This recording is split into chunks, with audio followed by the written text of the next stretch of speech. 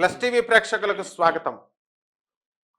ఎవరికైతే కుజదోషాలు, సర్పదోషాలు, కాలసర్పదోషాలు ఉన్నాయని భయపడుతున్నారో అటువంటి వాళ్ళంతా కూడా మరి కాళహస్తి వెళుతున్నామండి మేము.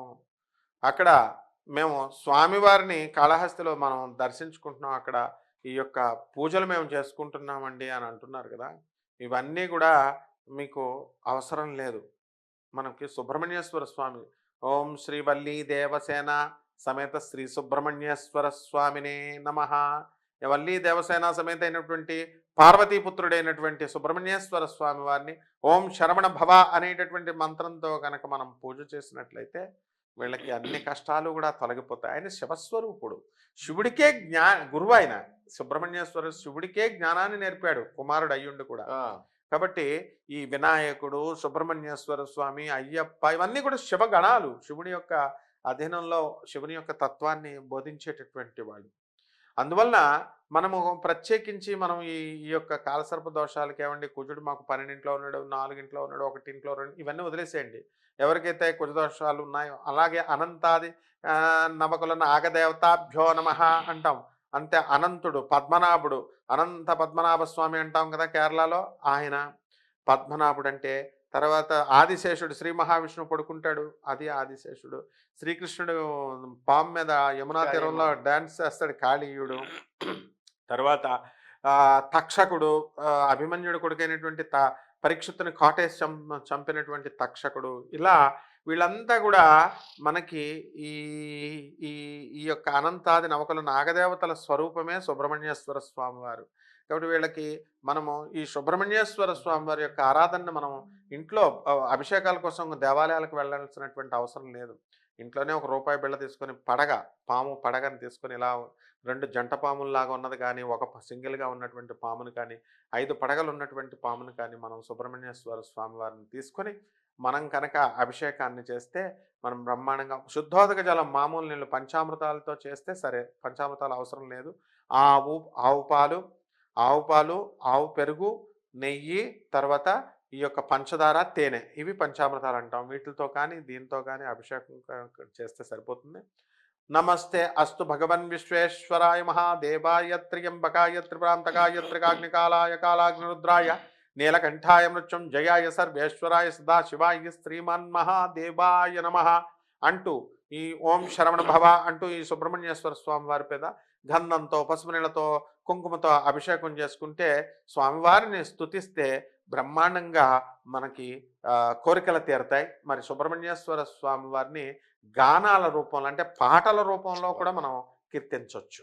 ఓం వల్లీ దేవసేనా సమిత వల్లీ దేవసేనా సహిత శ్రీ సుబ్రహ్మణ్య స్వామినే నమః. ఓం కుమార గురవే నమః. ఓం సాం శరవణ భవాయ నమః. శరవణ భవాయ నమః. సుబ్రహ్మణ్యం సుబ్రహ్మణ్యం షణ్ముఖనాథ సుబ్రహ్మణ్యం. ఓం సుబ్రహ్మణ్యం సుబ్రహ్మణ్యం షణ్ముఖనాథ సుబ్రహ్మణ్యం. శరవణ భవాయ సుబ్రహ్మణ్యం షణ్ముఖనాథ సుబ్రహ్మణ్యం.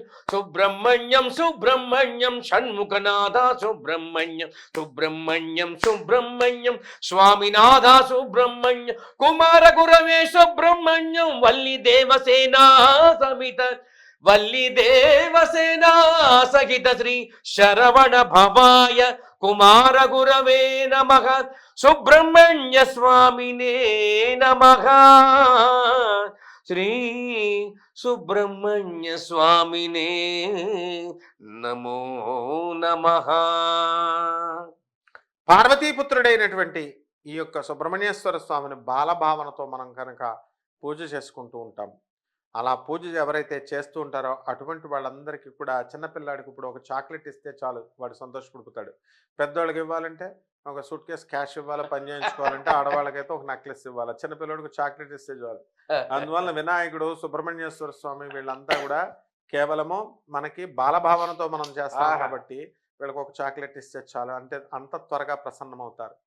ఆ తర్వాత ఈ ప్రపంచంలో, ఈ విశ్వంలో ఎవరితోనైనా సరే కానటువంటి పనులు కేవలం ఇద్దరితో అయిపోతాయి. ఆయన బ్రహ్మతో కూడా అవనటువంటి పని. విష్ణువుతో కూడా అవనటువంటి పని, పరమేశ్వరుడితో కూడా అవనటువంటి పని ఇద్దరితో మాత్రమే అవుతాయి. ఆయన ఒకటి వినాయకుడు, 2 కుమారస్వామి. వా వా వా. దానికి కారణం ఏంటో తెలుసా? వాళ్ళిద్దరు పార్వతి పుత్రులు. ఆ, మీ పిల్లాడు మీ దగ్గరికి వచ్చి, నాన్న నాకు ఈ పని చేసి పెట్టు, వాళ్ళ అమ్మ దగ్గరికి వెళ్ళి, అమ్మ నాకు ఈ పని చేసి పెట్టు, మా ఫ్రెండ్స్కి ఇది కావాలంటే వెంటనే తల్లిదండ్రులు చూడకుండా ఎలా చేసేస్తారు? yes. ఈ సృష్టి అంతటిది కూడా పార్వతిది. వా వా. ఈ సృష్టికి పార్వతి తల్లి జనని అయితే, ఈ వినాయకుడు కుమారస్వామి వీళ్ళ అమ్మ అని అడగగానే ఆది పరాశక్తి చక్రం అడ్డేసి ఏదైనా చేసి పడేస్తుంది. రే వా. కాబట్టి ఎవరైతే ఈ బాలభావనతో వినాయకుడిని కానీ, ఈ సుబ్రహ్మణ్యేశ్వర స్వామి వారిని కానీ మనం చేస్తామో, ఇద్దరు ఒకటే రూపం, వినాయకుడు వేరు, సుబ్రహ్మణ్యేశ్వర స్వామి వేరు కాదు. ఈ రూపంలో మనకి ఈ పనులు అయిపోతాయి. మరి ఈ విధంగా మనం వినాయకుడిని కూడా మనం ఓ స్తుతిద్దాం.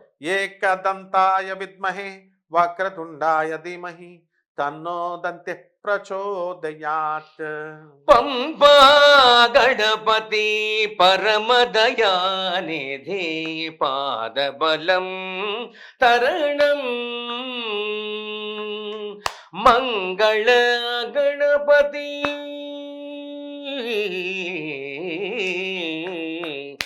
మంగళ గణపతి సుందర సురపతి పాదబలం ఇయుమా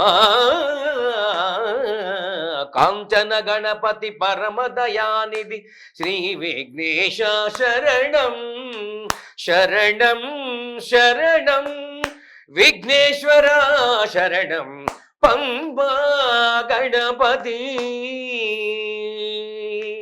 మమరి సరి మపదరి సదా దరి దస పద మపరి మరి మమరి సరి మపదరి సదా దరి దస పద మపరి మరి మమరి సరి మపదరి సదా దరి రి దస పద మపరి మరి మమరి సరి మపదరి సదా దసరి మరి మరి సదరి సదారి దరి రి దస పద మపరి మరి సరి మరి మప దద సరి మపద పంపా గణపతి పరమదయానిధి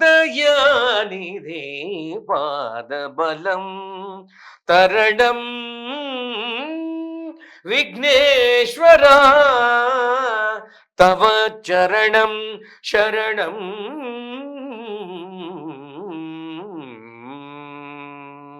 బ్రహ్మదేవుడు వినాయకుడిని స్మరించకుండా సృష్టి మొదలు పెట్టాడు, కానీ మధ్యలో సృష్టి ఆగిపోయింది. ఆయనకి ఏం చేయాలో తెలియట్లేదు.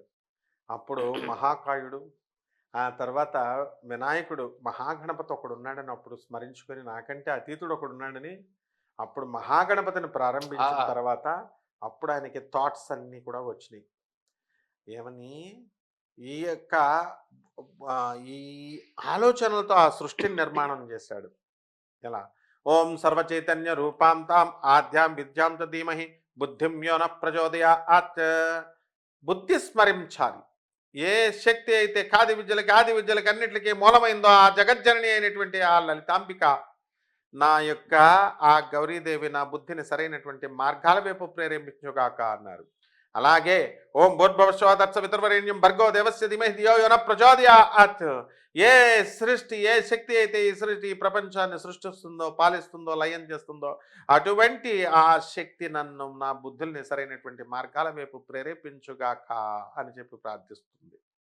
ఆ విధంగా బ్రహ్మదేవుడికి ఏమైంది? ఎప్పుడైతే మహాకాయుణ్ణి మహాగణపతిని ప్రార్థించాడో వెంటనే సామే వసతు జిహ్వాగ్రే బ్రహ్మరూప సరస్వతి అని సరస్వతిని పంపించాడు. నాలుగు పైన తిష్ట వేయించి సరస్వతి తిష్టంతు తిష్టంతు తిష్టంతు అని చెప్పి అప్పుడు బ్రహ్మదేవుడికి బుద్ధికి స్ఫురించింది. వెంటనే సృష్టి నిర్మాణం చేశాడు. అప్పుడు మనందరం కూడా వచ్చాం అనమాట. కాబట్టి ఎవరైనా సరే ఆది గణపతి అయినటువంటి మన వినాయకుడిని, అలాగే కాల సర్ప కుజ దోష ఈ యొక్క సర్పదోషాలు సర్పదోషాలని కూడా మనం ఈ వినాయకుడిని సుబ్రహ్మణ్యేశ్వర స్వామి వారిని కనుక పూజ చేసుకున్నప్పుడు తప్పకుండా పోతుంది. మరి పెళ్లి కానటువంటి వాళ్ళకి పెళ్ళిళ్ళు అవుతాయి, సంతానం లేనటువంటి వాళ్ళకి సంతానం కలుగుతాయి. అలాగే అప్పుల బాధలు, మన ఇళ్లలో మన స్థలాలను ఎవరైనా కబ్జా చేసినా అవి పోతాయి, అవి మళ్ళీ తిరిగి వచ్చేస్తాయి. అలాగే ఈ యొక్క ఇతరులకి మనం సంతానం పుట్టి నశిస్తున్నా, కవల పిల్లలు పుట్టి నశిస్తున్నా, లేకపోతే సంతానమే అసలు కలగట్లేకపోయినా వీటిలన్నిటికీ కారణం ఈ దోషాలే. బట్ ఇటువంటి సమస్త దోషాలని వీళ్ళిద్దరు మాత్రమే మనకి పూర్తి చేస్తారనమాట. అందువలన ఆ సుబ్రహ్మణ్యేశ్వర స్వామిని, ఆ వినాయకుడిని మనము కీర్తించుకుంటూ చక్కగా ఆ నామజపాన్ని చేసుకుంటూ మనం పూజలు కనుక చేసుకున్నప్పుడు తప్పకుండా మన యొక్క కోరికలు, ఈ సర్పదోషాలు, ఇవన్నీ దోషాలు పోతాయి. శుభమస్తు.